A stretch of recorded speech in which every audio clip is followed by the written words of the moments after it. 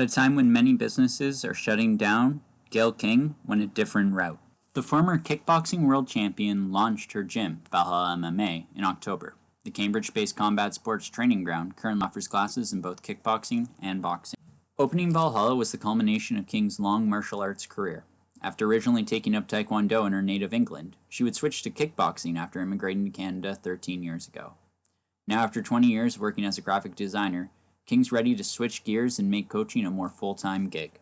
Doing that for, I guess, 20 years, the passion for that wasn't there anymore, so I decided that with the pandemic coming along, well, not coming along, but with the pandemic, that it's a perfect opportunity to do a life reset and get to do what I love every day, which is coaching, so that's why I decided to open up this place.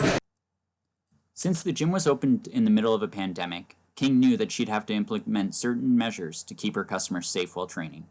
By planning her gym around those measures, it meant that she wouldn't have to make the modifications other gyms did once COVID hit. For Valhalla, this meant limiting class sizes to 8, while keeping the gym's heavy bags separated by 3 meters. In addition, the gym doesn't accept dropped-in trainees and takes care to do additional sanitization of equipment after classes and at the start of each day. People have to wear the face masks as they come in, they wear them until they get to the station, then they can remove the masks then, take the mask off while they're training, and then the mask has to go back on before they move away from the station, basically. While the gym was able to start operating within the restrictions of COVID-19, there have been some challenges in dealing with the pandemic. King cited concerns about keeping socially distant as one issue, having to scrap plans for Brazilian Jiu-Jitsu classes since staying 2 meters apart during training just wasn't a viable option. We didn't think it was fair to charge a membership for people, especially adults, when they can't roll.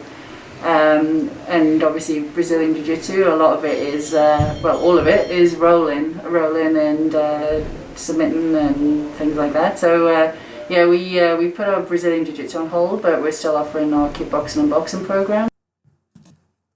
King added that once the pandemic is over, she hopes to be able to establish a Brazilian Jiu-Jitsu program at Valhalla. Like King, Chris Hope knew there'd be some differences in how the gym operates.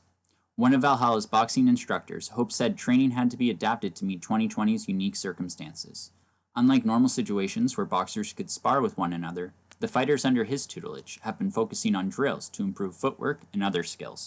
Not being able to do drills with each other limits some of the exposure that the members are going to get to competitive boxing.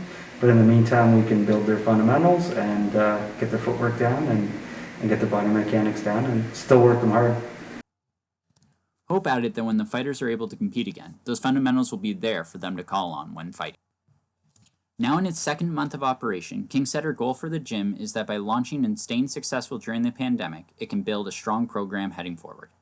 She said her goal is to reach a point where she can outgrow the current gym and head to a larger facility. For Spoke Online, Sean Sutherland, Cambridge.